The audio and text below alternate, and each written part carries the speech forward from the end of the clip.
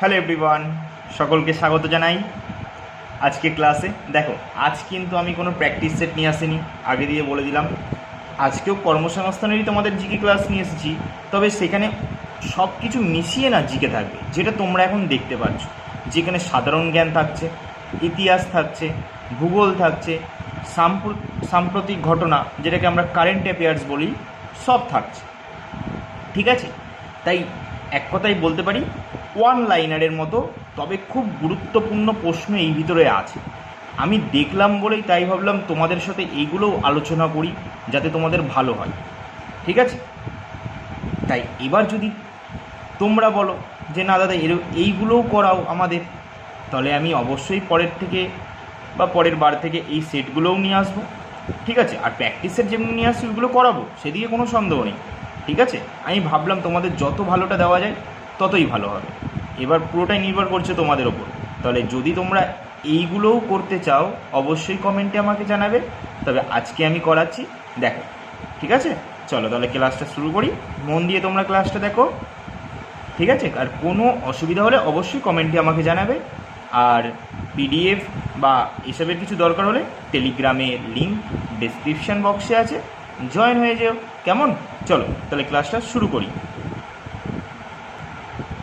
দেখো, প্রথম আমরা সাধারণ জ্ঞান দেখব, মানে সাধারণ বিজ্ঞান। ঠিক আছে, 1 নম্বর প্রশ্ন কি বলেছে, ওয়ান লাইনারের মতো পড়ে যাব। ঠিক আছে, ফিউজ তারে কোন ধাতুর পরিমাণ সবথেকে বেশি থাকে?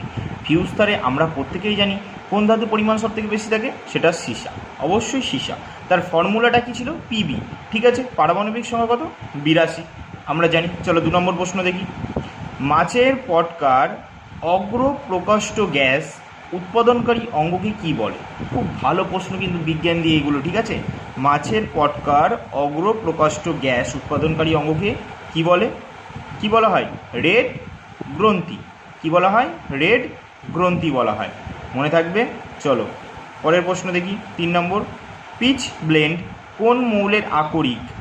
পিচ ব্লেন্ড কোন মৌলের আকরিক? পিচ ব্লেন্ড না, ইউরেনিয়ামের আকরিক, এটা তোমরা মাথায় রাখবে। ঠিক আছে, কি বলেছে তাহলে দেখো, তেজস্ক্রিয় মৌল ইউরেনিয়ামের আকরিক হচ্ছে পিচ ব্লেন্ড। আচ্ছা, এখান দিয়ে যদি আমি তোমাদের এখন প্রশ্ন করি দুটো, যে বলো তো জিঙ্কের কটা আকরিকের নাম বলো তো, কী বলবে তোমরা? যে জিঙ্কের আকরিক কী বলবে বলো দেখি, এটা জিঙ্কেরটা তোমরা আমায় বলবে। আচ্ছা তাহলে বলো, অ্যালুমিনিয়ামের আকরিক কী আছে? অ্যালুমিনিয়ামের আকরিক কী? বক্সাইট, গিপসাইট, ক্রায়োলাইট, মনে পড়ে অ্যালুমিনিয়ামের আকরিকগুলো? তাহলে আমরা পিচ ব্লেন্ড কোন মৌলের আকরিক দেখলাম? হ্যাঁ, ইউরেনিয়াম, তেজস্ক্রিয় মৌল ইউরেনিয়ামের আকরিক। আর যেটা তোমাদের জিঙ্কের বলেছিলাম, জিঙ্কেরটা কিন্তু বলতে তোমরা কিন্তু আমায় বলবে না, আমি বলে দেবো।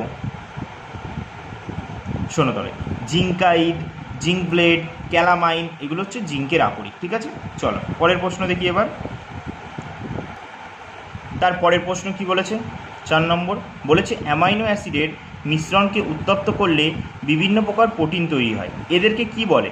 এদেরকে প্রোটিনয়েড বলা হয়। এদেরকে কি বলা হয়? প্রোটিনয়েড বলা হয়।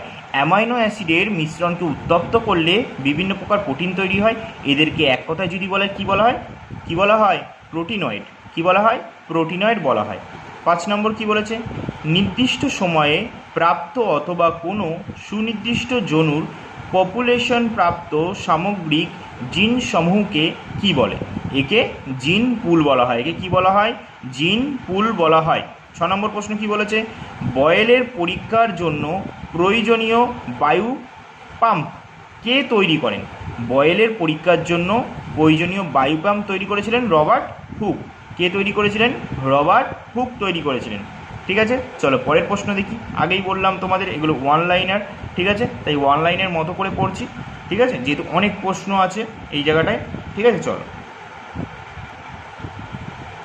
তারপরের প্রশ্ন কি বলেছে? 7 নম্বর, আপেক্ষিক তত্ত্ব কে দিয়েছে? আপেক্ষিক তত্ত্ব কে দিয়েছেন? আমরা প্রত্যেকেই জানি তিনি হলেন অ্যালবার্ট আইনস্টাইন। অ্যালবার্ট আইনস্টাইন আপেক্ষিক তত্ত্ব দিয়েছিলেন কত সালে? 1905 সালে দিয়েছিলেন। 8 নম্বর প্রশ্ন বলেছে কি, মোলার আয়তনে মান কিসের ওপর নির্ভরশীল? মোলার আয়তনের মান কিসের ওপর নির্ভরশীল হয়? গ্যাসের চাপ ও উষ্ণতার ওপর। গ্যাসের চাপ ও উষ্ণতার ওপর নির্ভরশীল। 9 নম্বর প্রশ্ন কি, বায়োগ্যাসের মূল উপাদান কি? আচ্ছা বলো তো, এটার আমি অ্যান্সারটা দেখাইনি এখনো, বলো কি? এটা তো বলা উচিত। বায়োগ্যাসের মূল উপাদান কি? মনে পড়ে না? আরে মিথেন, মিথেন মনে পড়ছে? মিথেন, মিথেনের ফর্মুলা কি? CH4। চলো এই দেখো, বায়োগ্যাসের মূল উপাদান হচ্ছে মিথেন, ফর্মুলা CH4। 10 নম্বর প্রশ্ন কি? ধাতব পরিবাহীতে তড়িতের বাহক কি? ধাতব পরিবাহীতে তড়িতের বাহক হচ্ছে মুক্ত ইলেকট্রন। কি? মুক্ত ইলেকট্রন। এবার আমাকে বলে ফেলো, ইলেকট্রন কি আবিষ্কার করেছিল? ইলেকট্রন আবিষ্কার করেছিল জে থমসন। যদি এবার বলি প্রোটন কে আবিষ্কার করেছিল? প্রোটন আবিষ্কার করেছিল রাদারফোর্ড। আর যদি বলে নিউটন, স্যাডউইক বা চ্যাডউইক, ঠিক আছে, যেটা থাকবে অপশানে, একই জিনিস, একই ব্যক্তি। তারপরে দেখো, এবার আমরা দেখব ইতিহাস। ইতিহাস দেখি 11 নম্বর প্রশ্ন, অবন্তী রাজা পদ্ম এর চিকিৎসকের জন্য বিম্বিসার কোন চিকিৎসককে পাঠিয়েছিলেন? ঠিক আছে, অবন্তী রাজা পদ্ম এর চিকিৎসার জন্য বিম্বিসার কোন চিকিৎসককে পাঠিয়েছিলেন? কাকে পাঠিয়েছিলেন? জীবককে পাঠিয়েছিলেন, জীবককে পাঠিয়েছিলেন। তাহলে কাকে পাঠিয়েছিলেন? জীবককে পাঠিয়েছিলেন। পদ্ম কিসে অসুস্থ ছিলেন? জন্ডিসে অসুস্থ ছিলেন। কিন্তু খুব ভালো প্রশ্ন এগুলো, ঠিক আছে, এগুলো মাথায় রাখবে, খুব ভালো প্রশ্ন। এবার আমায় বলো, বিম্বিসারের উপাধি কী ছিল? বিম্বিসারের উপাধি ছিল কি? আচ্ছা তার আগে বলো তো, বিম্বিসারের পুত্র ছিল অজাতশত্রু, ওনার উপাধি কী ছিল? কুনিক। কুনিক, অজাতশত্রুর উপাধি যদি বলে কুনিক, তাহলে বিম্বিসারের উপাধি কী ছিল? শ্রেণিক বা সোনিয়া। মনে থাকবে, শ্রেণিক বা সোনিয়া হচ্ছে বিম্বিসারের উপাধি ছিল। ঠিক আছে, তাহলে মনে থাকবে এই জিনিসগুলো। আরও কি ডিটেলস আলোচনা করব? চলো, অনেক প্রশ্ন আছে তো অল্প অল্পই করি। 12 নম্বর প্রশ্ন দেখো, যেহেতু এই প্রশ্নগুলো তোমাদের অনেকেরই অচেনা লাগবে, হয়তো খুব একটা কমন লাগবে, ঠিক আছে, তাই আমি চাইছি এই প্রশ্নগুলো তোমরা কমপ্লিট করো। ঠিক আছে, চলো। বলেছে কি, কোন ব্রিটিশ প্রধানমন্ত্রীর সময়, দেখো দেখা যাচ্ছে না, তারপর চলো আমরা একটু দেখি তুলে।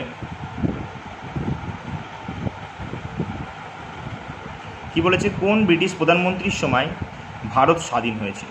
ভারত স্বাধীন হয় কত সালে? 1947 সালে। আমরা প্রত্যেকে জানি। তখন কে ছিল প্রধানমন্ত্রী? Clinton Attlee. প্রধানমন্ত্রী এটলি ছিল না তখন, ব্রিটিশের প্রধানমন্ত্রী ক্লিন্টন এটলি। আবার অনেক সময় বলা হয় যে ভারত ছাড়ো আন্দোলনের সময় ব্রিটিশ প্রধানমন্ত্রী কে ছিলেন? তখন প্রধানমন্ত্রী ছিলেন কে? Winston Churchill. ঠিক আছে, এগুলো মনে রাখবে।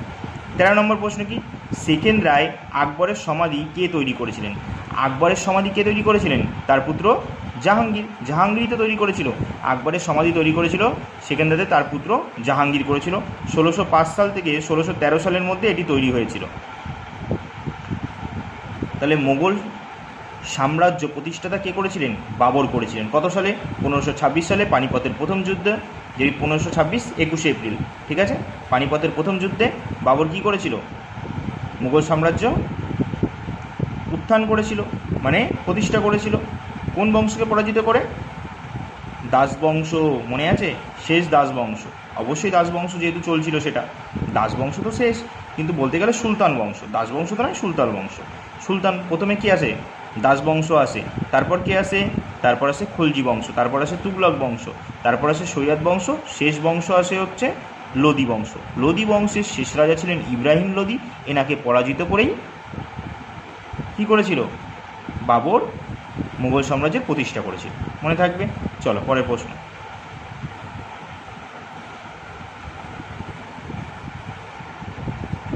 দেখো 14 নম্বর প্রশ্ন কি বলেছে?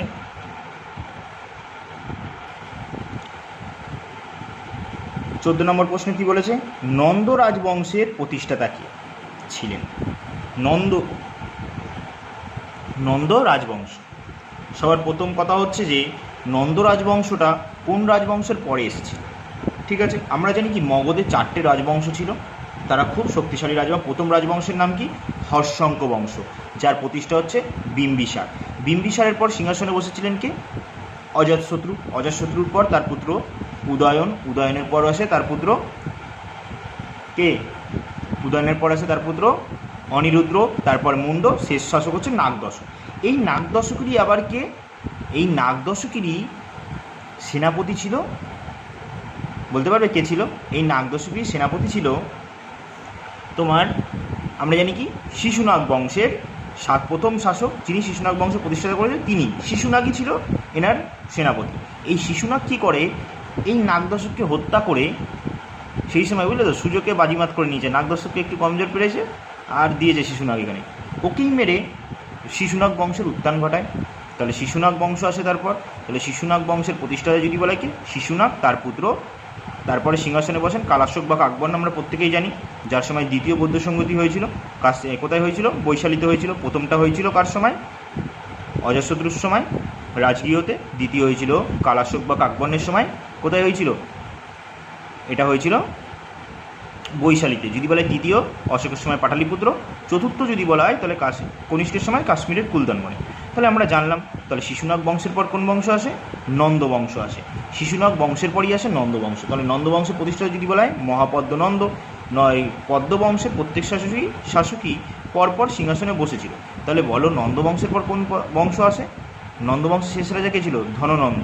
এই ধননন্দর প্রধানমন্ত্রী কে ছিল? চাণক্য বা কৌটিল্য। এর সঙ্গে না ধননন্দর একটুখানি খাপ ভালো খেত না, একটু খাপ খাওয়ার ব্যাপার থাকে তো সবার ভিতরে, এটা ভালো খেত না এই ধননন্দ আর এই কৌটিল্যর মধ্যে। তাই কৌটিল্যর সাথে শয়তানি, তাই কৌটিল্য এইসব সহ্য করতে না পেরে বলেছে ওকে যে দাঁড়া, তোর পতন আমি ঘটাবো। ওকে পতন ঘটিয়ে কী করলো? চন্দ্রগুপ্ত মৌর্যকে সিংহাসনে আনার জন্য ওনাকে সাহায্য করতে লাগলো কৌটিল্য। শেষমেশ যেই কি এই ধননন্দকে পরাজিত করে কী করলো চন্দ্রগুপ্ত মৌর্য বংশের উত্থান ঘটলো। মৌর্য বংশ যে কি মগধের 4 নম্বর বংশ। ঠিক আছে, মনে থাকবে। চলো এবার আমরা পরের প্রশ্ন দেখি।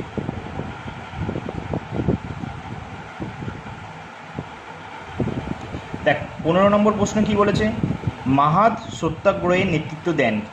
এটা দিয়েছিল হচ্ছে ডক্টর বি.আর. আম্বেদকর। যদি বলা হয় মাহাদ সত্যাগ্রহের নেতৃত্ব দিয়েছিলেন ডক্টর বি.আর. আম্বেদকর। এটি ছিল ভারতের একটি পাবলিক ট্যাঙ্কের জল ব্যবহার করার অনুমতি দেওয়ার একটি সত্যাগ্রহ। তাহলে বুঝতে পারলে যে এই সত্যাগ্রহটা কিসের ছিল? পাবলিক ট্যাঙ্কের জল ব্যবহার করার অনুমতি দেওয়ার একটি সত্যাগ্রহ 1927 সালে 20 মার্চ হয়েছিল। আচ্ছা 1927 সালে না একটা কমিশন তৈরি হয়েছিল, সেটা ইংল্যান্ডে তৈরি হয়েছিল। কি বলতে পারবে? Simon commission. যদি বলা হয় কোথায় তৈরি হয়েছিল? ইংল্যান্ডে। কত সালে? 1927 সালে। ভারতে আসে 1928 সালে। এই সাইমন কমিশনের প্রতিবাদ করতে গিয়েই লালা লাজপত রায় লাহোরে পুলিশের লাঠির আঘাতে মারা গিয়েছিল। আর এই লালা লাজপত রায়ের আবার বদলা নেওয়ার জন্য ভগৎ সিং, সুখদেব, রাজনারায়ণ গুরু এদের ফাঁসি হয়েছিল। ঠিক আছে, এদের ফাঁসি হয়েছিল 1931-এ। যদি বলে ক্ষুদিরাম বসুর ফাঁসি হয়েছিল কত সালে? তখন কি বলবে? 1908 11ই আগস্ট। আর ভগৎ সিং, রাজনারায়ণ, সুখদেব এনাদের ফাঁসি হয়েছিল 1931 23শে মার্চ। আর যদি বলা হয় মাস্টারদা সূর্য সেনের ফাঁসি হয়েছিল 1934 সালে 12ই জানুয়ারি, যেদিন আমাদের স্বামী বিবেকানন্দর, বলে দেখো সেদিন আমাদের কি 12ই জানুয়ারি আমরা কী পালন করি? হ্যাঁ, কমেন্টে জানাবে। ঠিক আছে, চলো দেখো 16 নম্বর হচ্ছে কাদম্ব বংশের প্রতিষ্ঠাতা কি? কাদম্ব বংশ খুব গুরুত্বপূর্ণ প্রশ্ন। কাদম্ব বংশের প্রতিষ্ঠাতা হচ্ছে মৌর্য শর্মা। মৌর্য শর্মা হচ্ছে কাদম্ব বংশের প্রতিষ্ঠাতা। তারপরে 17 নম্বর প্রশ্ন, গঞ্জাম লিপিতে কোন কীর্তি কাহিনী বর্ণিত? গঞ্জাম লিপিতে শশাঙ্ক। যদি বলা হয় গঞ্জাম লিপিতে কোন শাসকের কীর্তি বর্ণিত হচ্ছে? শশাঙ্ক। শশাঙ্ক ছিল না প্রথম সার্বভৌম রাজা। ঠিক আছে, সার্বভৌম রাজা যদি বলে শশাঙ্ক। এর রাজধানী কোথায় ছিল বলতে পারবে? কর্ণ সুবর্ণ। আমরা প্রত্যেকেই জানি কর্ণ সুবর্ণ কোথায় অবস্থিত? মুর্শিদাবাদের বহরমপুর থেকে কিছুটা দূরে। ঠিক আছে, আর যদি বলা হয় যে বাংলার প্রথম নির্বাচিত রাজা, তাহলে কিন্তু অবশ্যই গোপাল হয়ে যাবে। গোপাল পাল বংশ কোথায় রাজত্ব করতো? বিহারে রাজত্ব করতো। তাহলে বিহারের বর্তমান মুখ্যমন্ত্রী কে? নীতিশ কুমার। রাজ্যপাল কে আছে? আরিফ মোহাম্মদ খান। তারপরে দেখো তো 18 নম্বর প্রশ্ন, মাদ্রাজের কোন গভর্নর টিপু সুলতানের সঙ্গে চুক্তি করেছিল? মাদ্রাজের কোন গভর্নর টিপু সুলতানের সঙ্গে চুক্তি করেছিল? জর্জ মার্কাটনি। 1784 11ই মার্চ চুক্তি করেছিল। মনে থাকবে। চলো, টিপু সুলতান কার পুত্র বলতে পারবে? হায়দার আলীর পুত্র ছিল। টিপু সুলতান কিন্তু ফ্রান্সের জ্যাকোবিন দলের সদস্যও ছিল। ফ্রান্সের জ্যাকোবিন দলের সদস্য ছিল টিপু সুলতান। আর যদি বলে টিপু সুলতান মসজিদ কোথায় আছে? আমাদের কলকাতাতে আছে। টিপু সুলতান মসজিদ আছে আমাদের কলকাতাতে।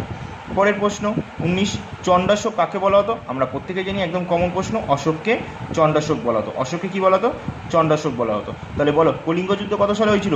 261 BC। কলিঙ্গ যুদ্ধ 261 BC। কোন নদীর তীরে হয়েছিল? দয়া নদীর তীরে। উড়িষ্যায় কিন্তু, মনে রাখবে। হ্যাঁ, দয়া নদীর তীরে। 20 নম্বর প্রশ্ন এবার, নাদির শাহ কবে ময়ূর সিংহাসন লুণ্ঠন করেছিল? নাদির শাহ কবে ময়ূর সিংহাসন লুণ্ঠন করে? 1739। 1739-এ নাদির শাহ ময়ূর সিংহাসন লুণ্ঠন করে পারস্যে নিয়ে চলে গিয়েছিল। প্রচুর বাজে শাসক ছিল, বুঝলে তো। হাবভাব ঠিক ভালো না, প্রচুর অত্যাচার করেছে আমাদের ভারতে এসে, এর হাবভাব একদম একটু ভালো না। তারপরে চলো এবার ভূগোল দেখি, চলো। তাহলে এবার আমরা ভূগোল দিয়ে প্রশ্ন দেখব। 21 নম্বর প্রশ্ন কি বলেছে, প্রতিটি অক্ষরেখাকে প্রতিটি দ্রাঘিমারেখা কীভাবে ছেদ করেছে? প্রশ্ন হচ্ছে প্রতিটি অক্ষরেখাকে প্রতিটি দ্রাঘিমারেখা কীভাবে ছেদ করেছে? লম্বভাবে ছেদ করেছে। আমরা প্রত্যেকেই জানি প্রত্যেকটা অক্ষরেখাকে প্রত্যেকটা দ্রাঘিমারেখা লম্বভাবেই তো ছেদ করেছে। 22 নম্বর প্রশ্ন কি বলেছে, অক্ষরেখার অন্য নাম কি? অন্য নাম কি? অক্ষরেখা অন্য কী নামে পরিচিত? সমাক্ষরেখা। অক্ষরেখা অন্য কী নামে পরিচিত? সমক্ষরেখা। অক্ষরেখা বুঝেছো তো, এই যে এইভাবে যেটা গেছে সেটা হচ্ছে অক্ষরেখা, ঠিক আছে। আর ওপর দিয়ে যেটা এসে সেটাকে বলে আমরা দ্রাঘিমারেখা, এটাকে বলি আমরা দ্রাঘিমারেখা। এই অক্ষরেখা দ্রাঘিমারেখার কিন্তু মান আছে। আর বিভিন্ন চ্যানেলের তোমরা নাম শুনেছো না, যেমনি 10 ডিগ্রি চ্যানেল, 8 ডিগ্রি চ্যানেল, এইসব অক্ষরেখা দ্রাঘিমারেখার উপর বিবেচনা করেই কিন্তু এই চ্যানেলগুলোর নাম দেওয়া হয়, ঠিক আছে। চলো তারপরে দেখি 23 নম্বর প্রশ্ন। দেখো, তির্যক বালিয়াড়ির মধ্যে যেসব বালিয়াড়ি আধখানা চাঁদের মতো দেখতে হয় তাদেরকে, এটা খুবই কমন প্রশ্ন একটা, বারখান তোমরা অনেক জায়গায় পড়েছো যে অর্ধচন্দ্রকার দেখতে হয়, অর্ধচন্দ্রকার দেখতে হয় পুরো, ঠিক আছে। এই বালিয়াড়িটা, তির্যক বালিয়াড়ির মধ্যে যেসব বালিয়াড়ি আধখানা চাঁদের মতো দেখতে হয় সেটা হচ্ছে আমরা কি বলি? বারখান বলি। 24 নম্বর প্রশ্ন, প্রশস্ত নদীর মোহনাকে কি বলে? প্রশস্ত নদীর মোহনাকে কি বলে? খাড়ি বলে। প্রশস্ত নদীর মোহনাকে খাড়ি বলে। আর দুটি নদীর মধ্যবর্তী অঞ্চলকে কি বলে? দোয়াব বলে। দুটি নদীর মধ্যবর্তী অঞ্চলকে দোয়াব বলে।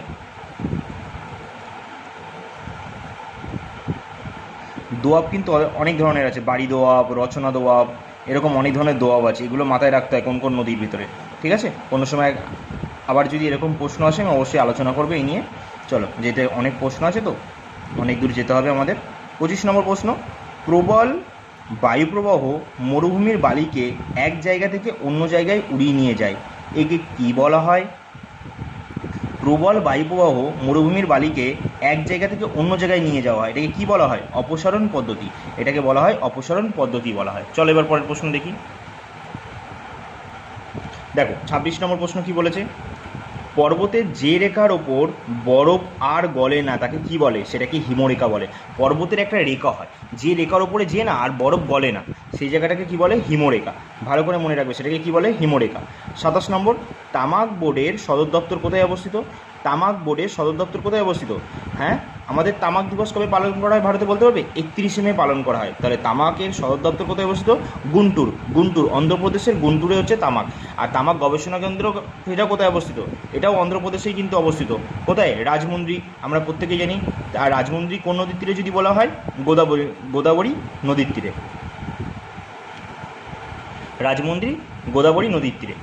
এছাড়াও গোদাবরী নদীর তীরে আরও একটি শহরের নাম বলবে, নাসিক, মনে রাখবে, ঠিক আছে। আর গোদাবরী নদীর উৎস যদি বলা হয়, মহারাষ্ট্রের নাসিক জেলার ত্রিম্বক উচ্চভূমি থেকে উৎপত্তি লাভ করেছে। এর দৈর্ঘ্য হচ্ছে 1465, দক্ষিণ ভারতের দীর্ঘতম নদী, ঠিক আছে। দক্ষিণ ভারতের দীর্ঘতম নদী সবচেয়ে। আর দ্বিতীয় দীর্ঘতম বললে কৃষ্ণা, 1400, মনে রাখবে এগুলো। তারপরে দেখো 28 নম্বর প্রশ্ন কি বলেছে, ভারতের প্রাচীনতম পর্বতের নাম কি? আমরা প্রত্যেকে জানি আরাবল্লী হচ্ছে ভারতের প্রাচীনতম পর্বত। এটা এখন বর্তমানে ক্ষয়জাত পর্বতের উদাহরণ। এটা ক্ষয়জাত পর্বতের উদাহরণ। যদি বলা হয় যে আরাবল্লীর সর্বোচ্চ শৃঙ্গ গুরু শিখর, দেখো যেটার নাম তোমাদের বলে দিয়েছে, নামটা বলে দেয়নি গুরু শিখরের নামটা, কিন্তু তার উচ্চতা বলে দিয়েছে 1722। 1722 গুরু শিখরের উচ্চতা। 29 নম্বর প্রশ্ন, কোন শৈলশিরা পশ্চিমবঙ্গকে নেপাল থেকে আলাদা করেছে? কোন শৈলশিরা পশ্চিমবঙ্গকে নেপাল থেকে আলাদা করেছে? সেটা হচ্ছে সিঙ্গালীলা শৈলশিরা।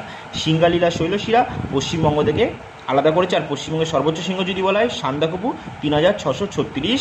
আর দ্বিতীয় যদি বলা হয় উচ্চতম শৃঙ্গ, সেটা হচ্ছে ফালুট, 3600। আর তৃতীয় বললে টাইগার হিল। মনে থাকবে 30 নম্বর প্রশ্ন, এটা হচ্ছে ভূগোলের শেষ প্রশ্ন, ঠিক আছে।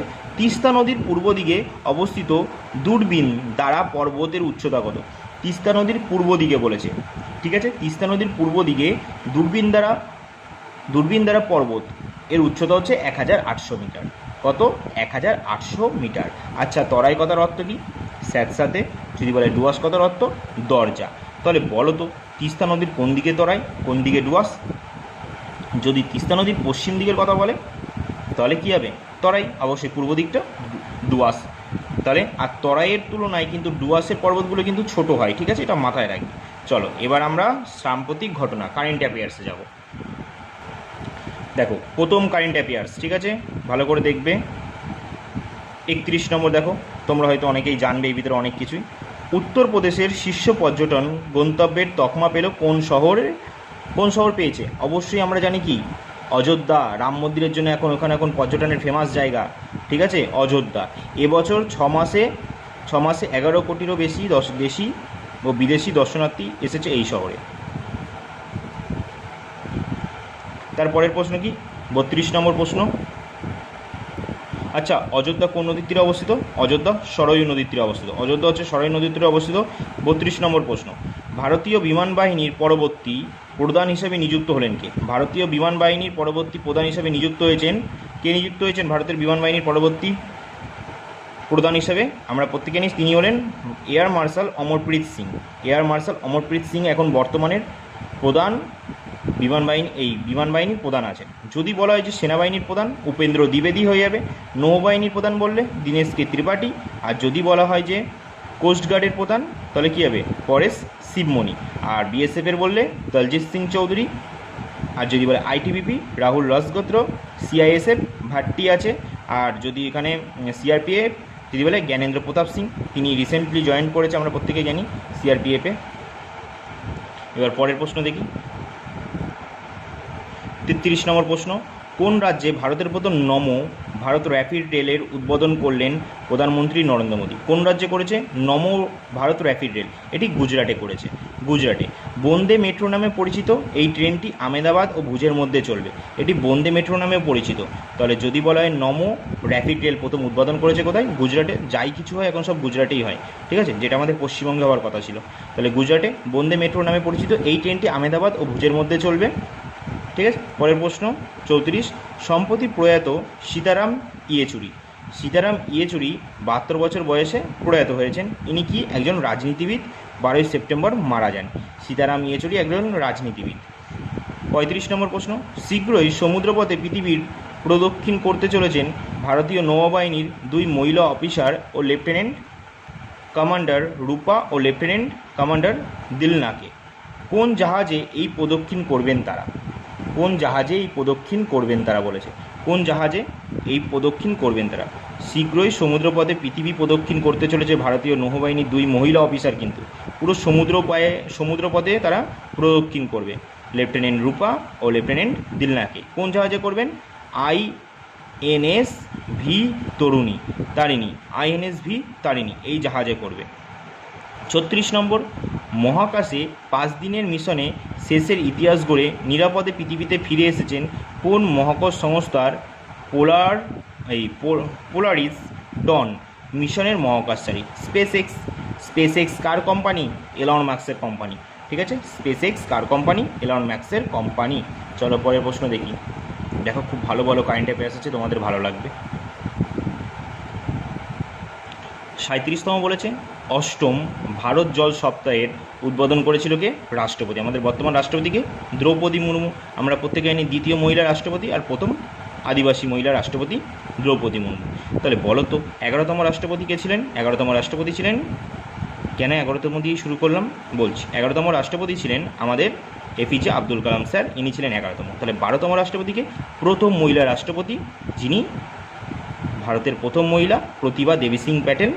13তম রাষ্ট্রপতি ছিলেন প্রণব মুখার্জি। 14তম হচ্ছে রামনাথ কোবিন্দ। আর 16তম নির্বাচনে 15তম রাষ্ট্রপতি যদি বলা হয় তাহলে হয়ে যাবে আমাদের দ্রৌপদী মুর্মু। বর্তমানে ইনি এই পদে আছেন। আর উপরাষ্ট্রপতি বললে সিপি রাধাকৃষ্ণন, যিনি মহারাষ্ট্রের রাজ্যপাল ছিলেন, তিনি এখন আমাদের উপরাষ্ট্রপতি। 38 নম্বর প্রশ্ন। কোন রাজ্য সরকারের মহিলা ও কেন্দ্রিক প্রকল্প সুভদ্রা যোজনা চালু করলেন প্রধানমন্ত্রী নরেন্দ্র মোদী? সুভদ্রা যোজনা, এটার সঙ্গে আমরা প্রত্যেকেই পরিচিত, ঠিক আছে। এটা উড়িষ্যাতে শুরু হয়েছে। উড়িষ্যার মুখ্যমন্ত্রীকে মোহন চরণ মাঝি, রাজ্যপাল হচ্ছে হরিবাবু কাম্বাপতি। উড়িষ্যার রাজধানী হচ্ছে ভুবনেশ্বর। উড়িষ্যার জাতীয় পশু কি? জাতীয় পশু হচ্ছে সাম্বার ডিয়ার। হ্যাঁ, হরিণ মনে আছে? সাম্বার ডিয়ার। তাহলে চলো পরের প্রশ্ন দেখি। মধ্যপ্রদেশের শেওপুর জেলার কুনো জাতীয় উদ্যানে চিতা প্রকল্পে কত বছর পূর্ণ হলো? কুনো, যদি বলে কুনো জাতীয় উদ্যান কোথায় আছে? মধ্যপ্রদেশে আছে। মধ্যপ্রদেশে অনেক জাতীয় উদ্যান আছে, সবথেকে বেশি বাঘ যদি বলা হয় কোথায় আছে? বেশি দিক থেকে, তাহলে বলবে কোথায়? হ্যাঁ, কোথায় বেশি বাঘ আছে সব থেকে? কমেন্টে জানাবে, ঠিক আছে? তাহলে দেখো এটার অ্যান্সার কী হবে, 2 বছর। দেশের মাটিতে বিলুপ্ত চিতাদের পুনঃপ্রতিষ্ঠানের এই প্রক্রিয়া শুরু হয়েছে 2022 সালের 17ই সেপ্টেম্বর। তারপর দেখি 40 নম্বর প্রশ্ন। দক্ষিণ ভারতের আন্তর্জাতিক, চলো ওপরে যাই, তারপর দেখি তাহলে কি বলেছে। দক্ষিণ ভারতের আন্তর্জাতিক চলচ্চিত্র পুরস্কার সেরা অভিনেত্রী সমালোচক পুরস্কার জিতলেন কোন বলিউড অভিনেত্রী?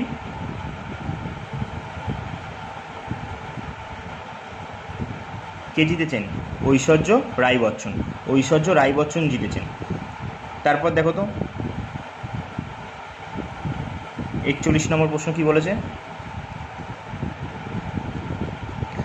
ভারতের কোন রাজ্যের প্রথম কন্টেনার স্কুল মুলুগু জেলার প্রত্যন্ত বাঙ্গারুপল্লী গ্রাম কি? তাহলে হয়ে যাবে অ্যান্সার তেলেঙ্গানা।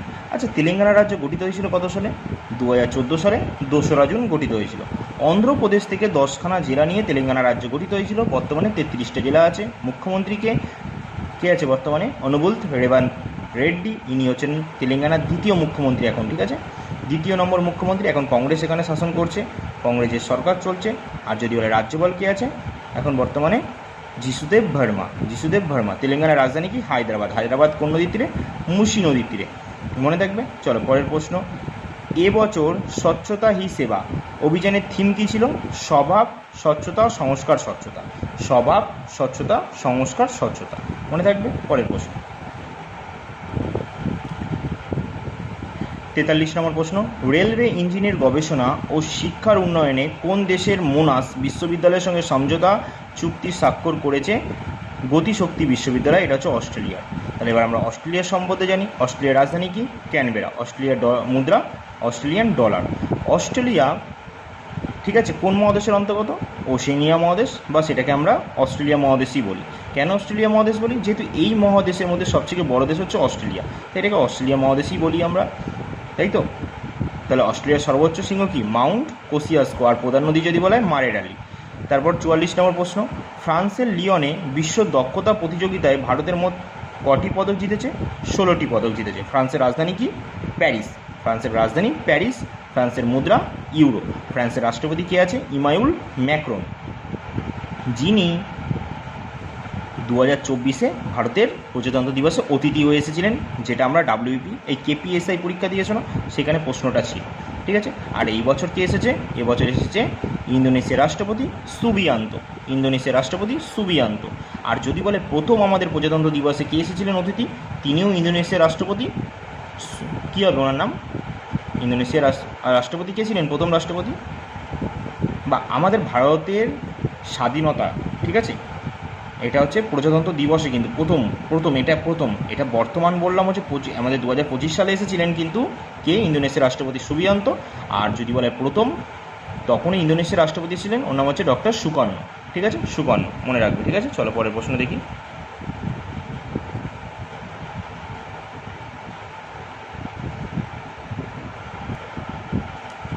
45 নম্বর প্রশ্ন। কেন্দ্রীয় বন্দর, নৌ পরিবহন, জলজ মন্ত্রকের প্রচারদূত হিসেবে নিযুক্ত হলেন কে? ভারতীয় শুটার মানু ভোকার। ভারতীয় শুটার মানু ভোকার, ইনি হরিয়ানার প্লেয়ার। ইনি 2024 একটা রেকর্ড তৈরি করেছে, একই অলিম্পিকে 2টি পদক জেতা প্রথম মহিলা। আবার ঠিক আছে, 10 মিটার রিয়াল রাইফেলে আমরা জানি কি 2024 অলিম্পিক কোথায় হয়? ফ্রান্সের প্যারিসে হয়েছিল। সেখানে ভারত টোটাল 6টি পদক পায়। তার ভিতরে নীরজ চোপড়া রূপো পেয়েছিল, মনু বাকার 2খানা পেয়েছিল, একটা সিঙ্গেলসে, একটা মিক্সড টিমে।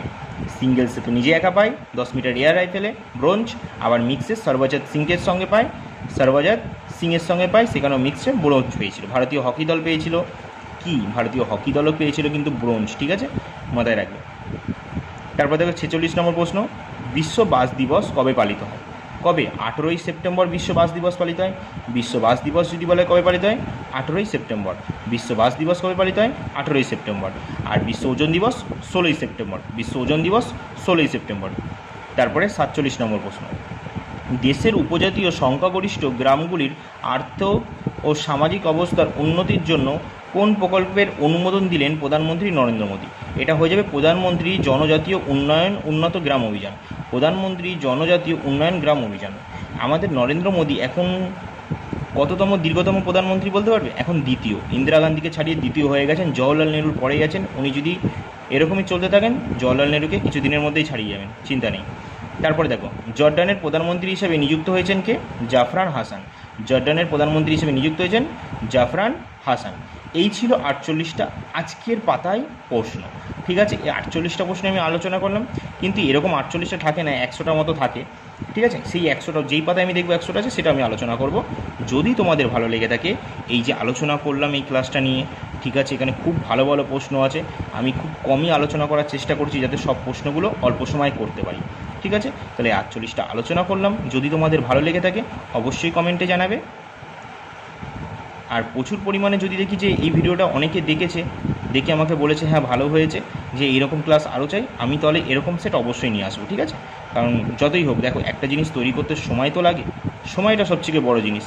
তার ভিতরে কি পেলাম না সেটা পরের কথা, কিন্তু সময়টা লাগে। আর সেই সময়টা চাই না যে আমি অন্য কাজে ব্যবহার করি, যেটা তোমাদের কাজে লাগবে না। তোমাদের যদি এটা কাজে লেগে থাকে অবশ্যই আমাকে জানিও, তাহলে আমি এরকম ক্লাস অবশ্যই নিয়ে আসবো।